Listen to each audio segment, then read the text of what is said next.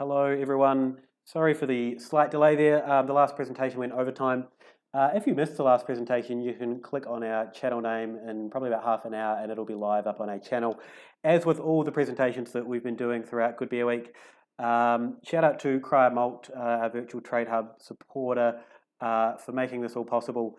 And as we go, if you have any questions, you can just drop them into the chat there and I can pass them through to Erik. Erik Fowler from White Labs. Erik, how are you going? Yeah, good, thanks, good.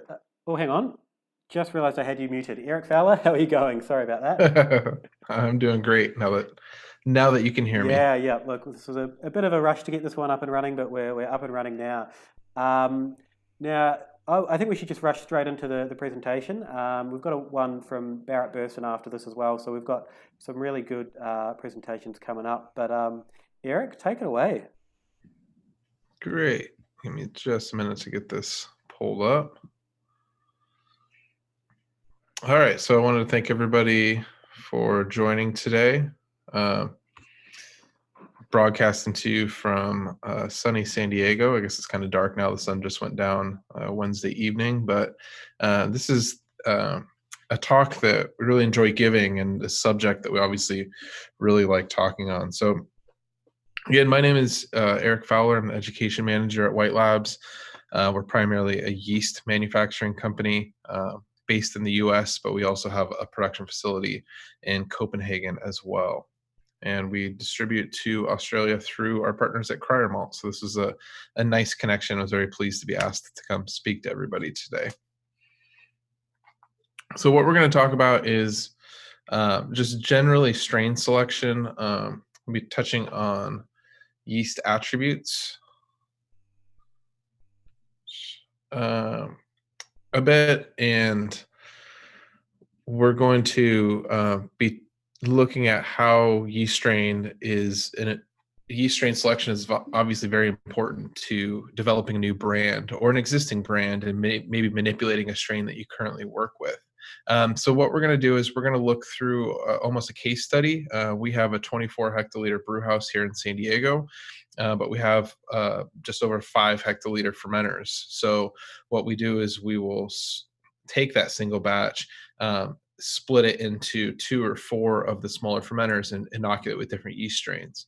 So through that process over the last 5+ years, we've learned a lot. So not only are we somebody who's propagating and making the yeast, we're using on a commercial level too. So a lot of the insight and data that we've gained from that and that process and workflow that we kind of go through is something that I'll share with you in the next couple minutes here.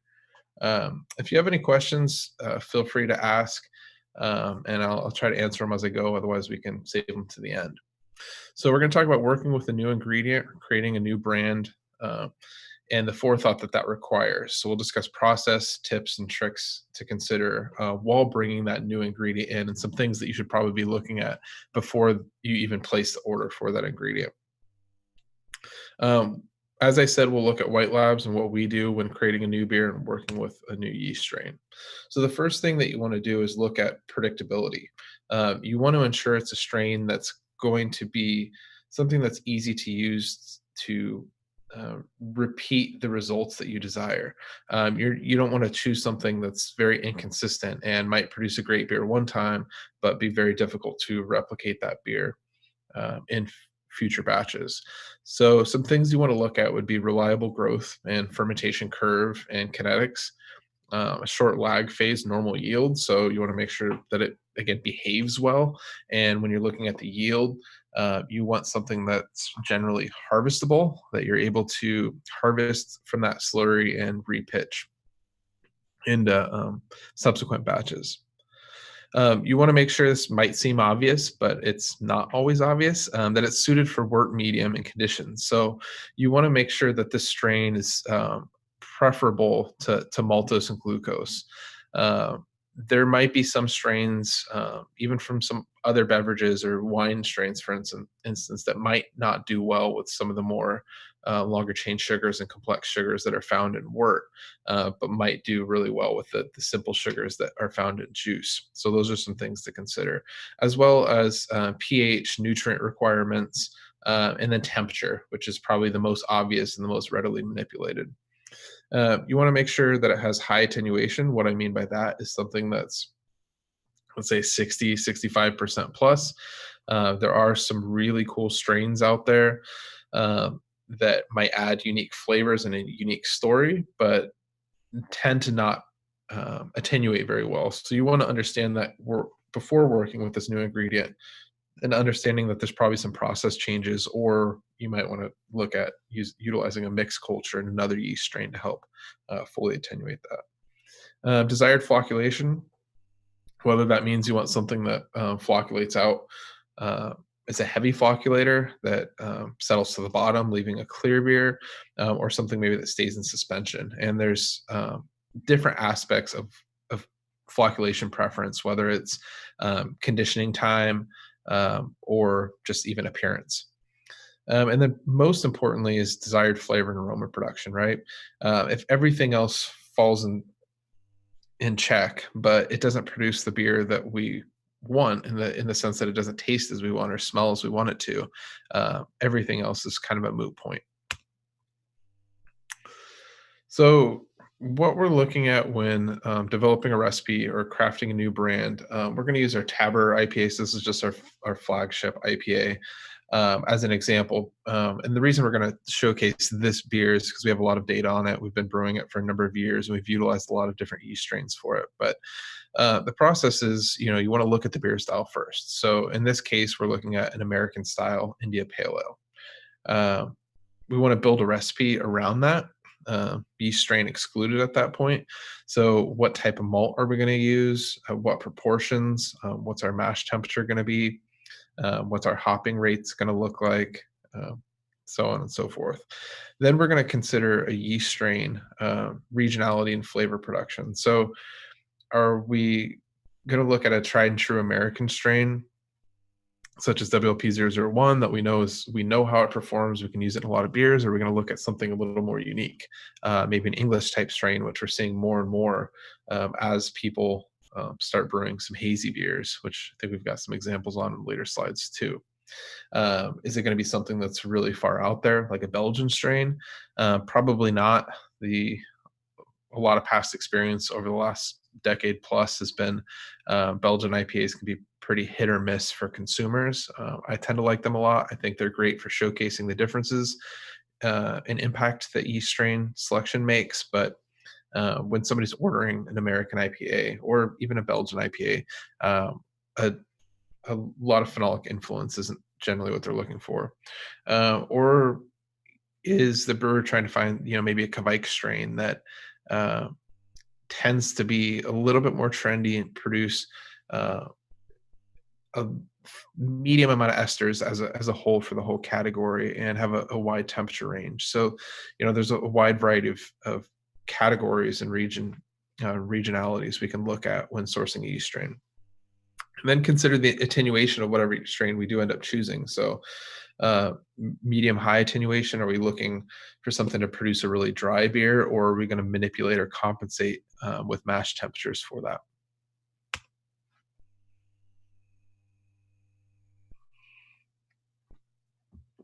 So when we're working with a new yeast strain, and we treat our brewery almost as an R&D brewery, working with a lot of new ingredients fairly often. So it's not often that we are brewing, say, the Tabber IPA consistently. We've gotten a little more consistent over the last year or so as some of our customers have been asking for it, but there's always a lot of experimentation going on. So what we'll do when we're working with a new yeast strain is we start with a baseline or standard fermentation profile. In the case of this, we look at our ale fermentation profile, where we sit at 19C for 72 hours. After that first 72 hours, we'll let it free rise to 21. At terminal gravity, we'll drop the beer to as cold as we can to allow that yeast to flock out and get some harvest from that, and then dry hop at that 15-degree temperature. What we've seen, though, is that not all yeast strains are preferable to every fermentation profile. In the case of this example, again, we ferment most of our ales with this profile. There have been some strains, such as the Burlington ale yeast, where the first couple times that we utilized it in our brew house, it did not produce desirable results. So it tended to be a pretty high diacetyl producer.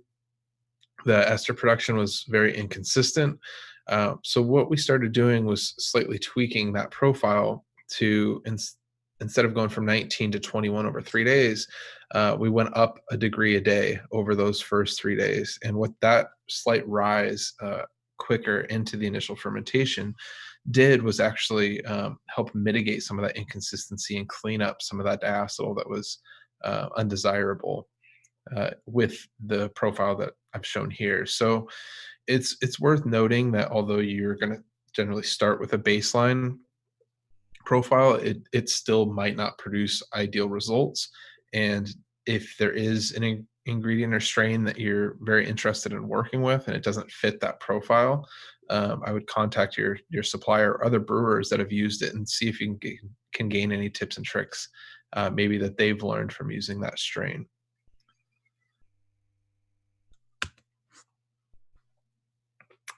So working with strains that fit a desired criteria, again, accurate to style, which is probably going to be most important unless you're willing to change the way that you communicate and promote that beer. Uh, as I've mentioned a couple times already, desired flavor and aroma production, reliable growth and fermentation, so on and so forth. So more specifically, we can look at some of the strains that we have worked with. We've brewed this brand with over 18 strains. We've really come to set on California Ale Yeast, WLP001, and WLP008 East Coast Ale Yeast. East Coast Ale Yeast tends to be stays in suspension a little bit more and is definitely more ester forward. So it kind of plays on some of the more modern fruity hops that people tend to be using in IPAs. So we've gone through a lot, as I mentioned, Burlington Ale Yeast. We've done a lot of Belgian strains. We've done some Kvike strains, and we've kind of settled on two of the most tried and true strains in our portfolio. When you are first working with that yeast strain, it's highly suggested to perform a forced fermentation test. What this is going to do is actually tell you the maximum attenuation of that culture within that medium, so within the wort of that brand. It's something that you want to do every time you're crafting a new brand or an R&D batch. It's really going to help determine the fermentability of that wort and then give you the maximum attenuation, so you're able to know your finishing gravity before you hit it, and you know what to expect. You'll know when that beer is complete, when you can continue processing and pushing it downstream.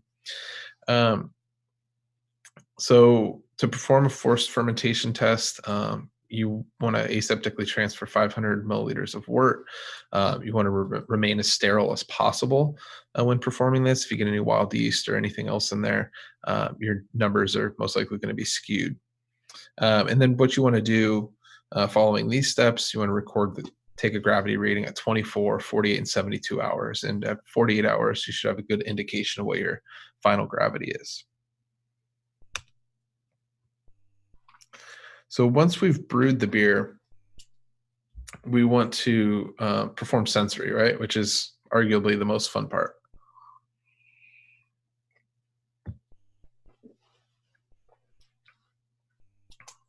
Our panel at White Labs is, again, primarily used for R&D. We look at basic attributes of rudimentary flaws, but we are primarily looking to gain insight into the yeast impact of that beer. So our intention is a little bit different. While we can do true to target for some of our brands, we're really looking at a descriptive test to see how that strain impacted the final product. We've also used the hedonic test, so that for some background, descriptive test is going to document appearance, aroma, flavor, and mouthfeel for each sample, and then get pretty detailed on the aroma and flavor. Again, that's going to help us with a lot of the descriptors, knowing that we have the same wort set in front of panelists with 2 different yeast strains. And then the hedonic test, which is going to just be an overall rate of quality. Essentially, how much do you like this sample? And on that 9-point scale, and looking at those numbers, we've performed this test on our train panel, but we've started to begin doing this externally as well, and looking at what some of the customers' preferences are, which is very beneficial when you're looking at you can describe a beer and what it tastes like, but at the end of the day, what's most important is how much do you like it. So here's an example of the descriptive tests. We are looking at visual, aroma, taste, and mouthfeel, and these are for WLP001 California Ale Yeast and WLP008 East Coast Ale Yeast. And these are actually brand profiles. So again, being that these are beers that we brew quite often, we've developed brand profiles, and this is an example where we would perform a true to target, as well as a general descriptive test and a hedonic test. If we are incorporating a new yeast strain or something outside of this, we'd be looking at descriptive tests a little bit more detail. We utilize the software Draft Lab. It's very easy to use and very easy to pull reports from, which I think is most important, because I've run a panel and done things by hand for a couple of years, and it was pretty brutal. So if you have an app for that, makes it pretty great. Here's an example of hedonic results. So again, the same brands, 001, 002, both the same batch. You can see how many tasters have actually completed the tasting. And then you can see overall the mean and the standard deviation of those results. So what's the variety in the scores? What's the range in the scores?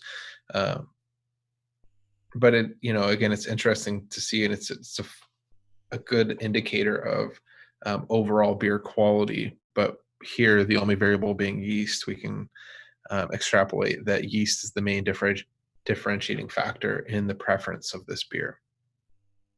But both of these 6.88 and 7.5 are both rated fairly high. So, and the panel size was very small too, so that's something that you'd want to look at. When you're crafting a brand, so say we brewed those beers, we ran it through panel. Now what? We wanted to be able to determine what strain best fit the intended profile. So although both of those beers were liked, did they live up to what we were actually going for, or what we had intended to brew? Which strain produced the desired aromas and flavors in the descriptive test? So again, it's one thing to say that you perceive something, but when you throw it in a large enough panel size, you can see as a whole how everybody analyze that beer and what they actually perceived in it, and see it removes some of your personal bias in what you expected and what was actually achieved. And then which strain scored the highest on the hedonic test? As I said, what did people like the most? It's also something good to look at if you're developing a new brand and you want to have evidence behind your decision of why you're incorporating a new ingredient. Having these results and running these tests is a great way of showing other staff and validating what you're trying to show.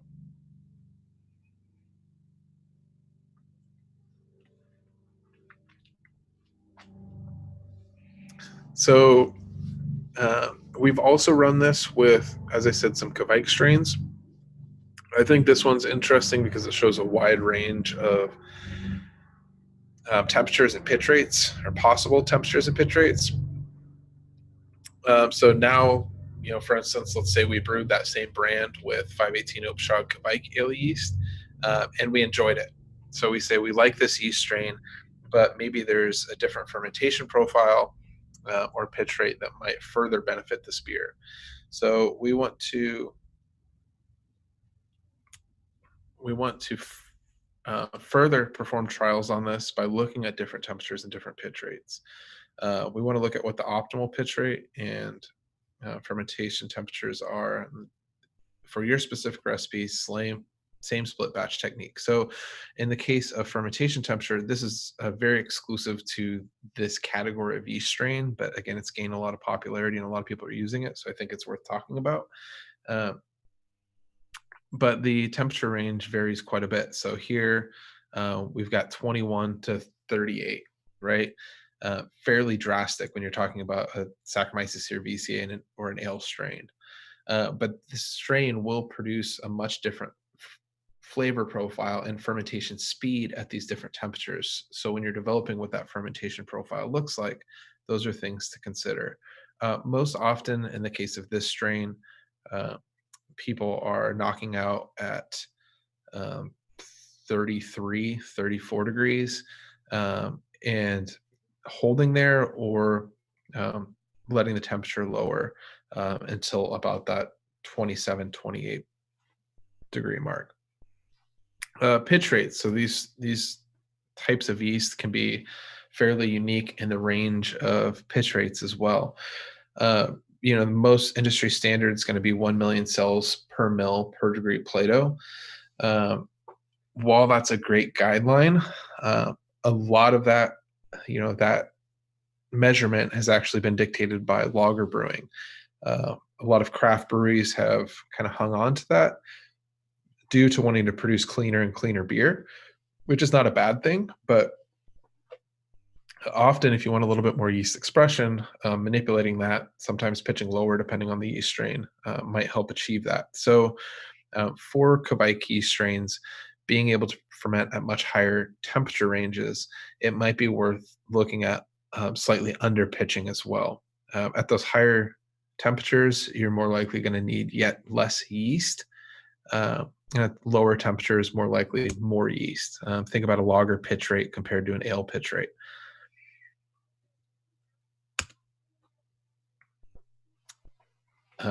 Information is key, so being able to track the kinetics of your fermentation is really important, especially if you want to repeat it at any point.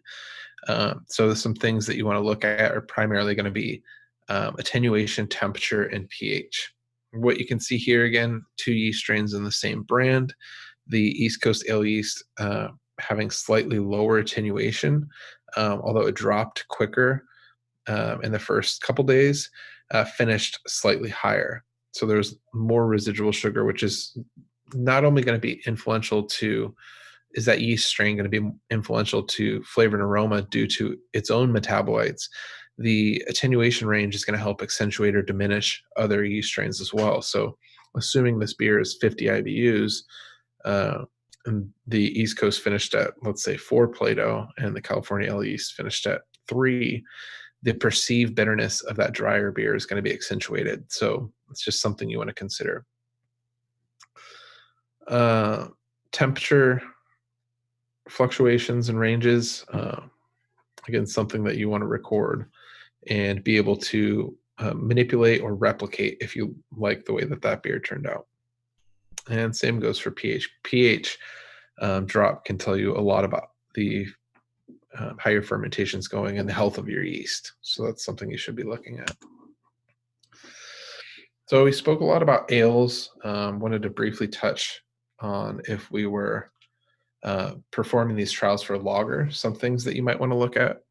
A general lager fermentation profile that we utilize would be starting between 8 to 12, so say 10 degrees, and then at or near terminal, dropping the beer to 1 degree, collecting yeast, and then allowing the beer to rise for a diacetyl rest, and then conditioning as cold as we can get it without freezing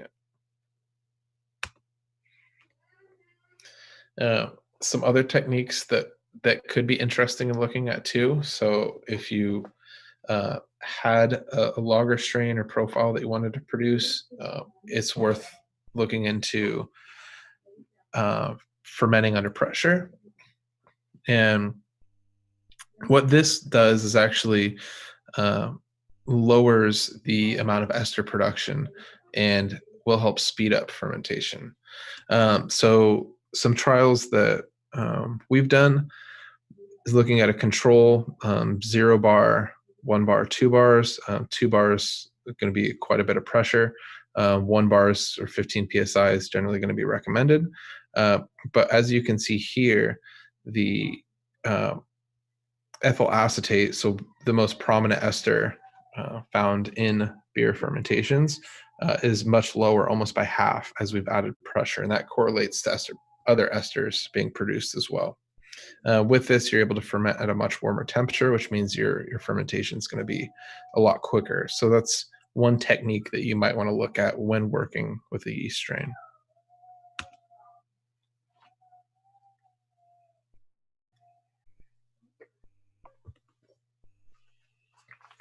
So one of the challenges of bringing a new yeast strain in is working with multiple yeast strains, how to juggle that, and determining if it's able to be used in other brands. So before going into it, you want to know uh, how many yeast strains you'll generally be using, how often are they going to be used? As I said, what other brands can it be used in? Is it a one-off seasonal, or is it something that you want to incorporate into your usual lineup?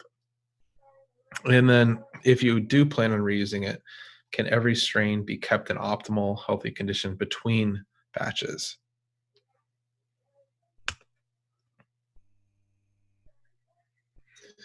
So, how often are you brewing the beer? Storage for less than a week is ideal. Up to 2 weeks is possible, but that's under very ideal storage conditions. It's good to understand that some yeast strains are hardier than others. There's a reason that California ale type yeasts are so popular, more than just flavor. It's that they're easy to work with. They're very consistent and they do very well in storage, which makes them, from a processing and brewing standpoint, a great ingredient to work with.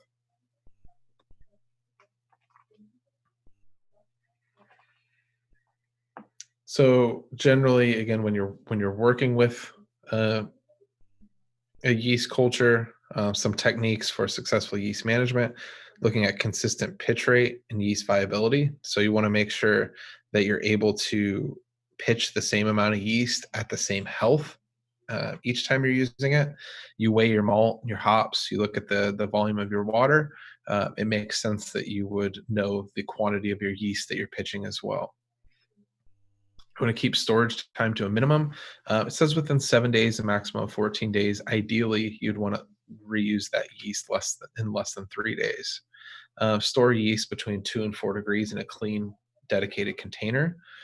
Monitor that yeast slurry while it's in storage. So you want to make sure there's not a quick rise in pH that would indicate a lot of cell death, or a drop in pH that might indicate that there are some contaminating acid producing bacteria or yeast in that slurry as well. If there was enough contaminants to be dropping at a pH, you'd be in a lot of trouble, and I'd really question the beer that was pulled from. But again, monitoring your pH just like you would in your beer is important in your yeast for similar and different reasons. Conduct weekly taste panels, so not necessarily of your yeast. You should be tasting your yeast and understand what it looks like under a microscope, what it smells like, what it tastes like. But here we're talking more so about just beer quality and batch variation. It's very easy to, uh, as you're reusing a culture and getting multiple generations into it, getting 10 generations plus, to start seeing some drift in the performance of that. And if you've used that same culture in 15 plus batches, while it might be very difficult for you to see that drift, it might be very easy to see your customers who are drinking it day to day and really understand what that brand is. And then clean, sanitize your yeast containers, fitting valves, etc. So cleaning is obviously very important because all of this uh, is mitigated by any contamination. I also wanted to very briefly touch on mixed culture fermentation. So here we're not necessarily talking about a wild mixed culture. We're not talking about wild yeast or bacteria. We're still talking about brewer's yeast. but it's common to utilize different brewing strains to create complexity and, as I said, kind of compensate for performance a little bit. But some things you would want to look at are the timing of the yeast strains. So most of your flavor compounds are being produced in the first 72 hours of fermentation. If you're, for instance, using a Belgian Saison strain that's known to be a little finicky and stall mid fermentation, you might have an active, cleaner cal ale type strain that could come in and finish up fermentation once you've gotten through that first couple days and most metabolite productions happen. And you could use that cal ale type strain without altering the flavor profile of that beer very much, but finishing attenuating the beer. Difference in flocculation. So if you are using a mixed culture, just know that the performance of those strains and one of the attributes and conditional aspects to look at would be flocculation. The strains are going to flocculate different, which means your slurry is going to be at different concentrations of those yeast strains at different parts of your pack, which means harvesting is going to be very difficult to get a consistent sample.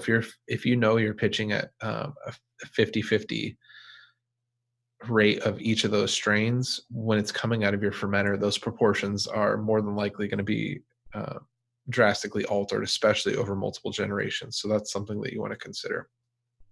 And then potential competition between strains. So just understanding that each strain is going to use the available resources differently, which means their growth patterns and flavor production are going to be inconsistent and not necessarily cohesive or 50-50. So it seems like we got through it with definitely some time to spare, but in conclusion, yeast strain selection matters. Looking at all variables, beer brewed, storage conditions, and desired flavor all need to be taken into account. So, White Labs often likes to talk that we're a flavor company. We're, putting yeast on the market that is most suitable and has the most desirable flavor impact for the products that people are looking to make. But you also need to look into a lot of the process elements as well. So you want to know everything about that culture and how you are going to use that once it's taken into your brewery before you even purchase it, in addition to how it's going to make the beer taste. Having an arsenal of strains to work with helps different brands and brew true to style. It's not often that go into a brewery and you hear every beer tastes the same, right? Well, there's a lot of reasons for that, obviously. So it's often nobody's really changing water profile between beers, very seldomly often. It's going to be the same base malt. And a lot of times the similar hopping schedules. So one great way of differentiating might be using a stylistically accurate yeast strain. So again, a cal ale in your West Coast IPA, an English beer in an English strain in your porter or stout, and then obviously something that's a little bit trickier to get around would be a Belgian strain as well. So thank you all for joining me. If anybody has questions, I'm happy to take it now. You can feel free to shoot me an email after the fact, efowler@whitelabs.com. I believe this video is going to live on YouTube indefinitely as well. But don't hesitate to reach out, whether it's something that we touched on today or something that you've always been interested in as well. And reach out to the fine folks at Cryer Malt as well. And they'd be happy to answer any questions you have or put you in touch with us. So thank you for joining, and I hope that we can all have a beer together sometime soon. Cheers. Great, thanks for that, Erik. There aren't any questions coming through just yet, but your email address is there for anyone that has any further down the track. That was really fascinating. One of the things I enjoy about doing these is not being a brewer. I learn a ton about things that, yeast and hops. So yeah, really, really interesting stuff. So we've got a short break, and I've just put a link to the next one into the chat, which is with Barrett Burston Malting. But for the meantime, my name is Luke Robertson. Thank you for joining the Malt Trade Hub, and a big thank you again to White Labs and Erik Fowler for that presentation. Thanks, Erik. Thanks for having us.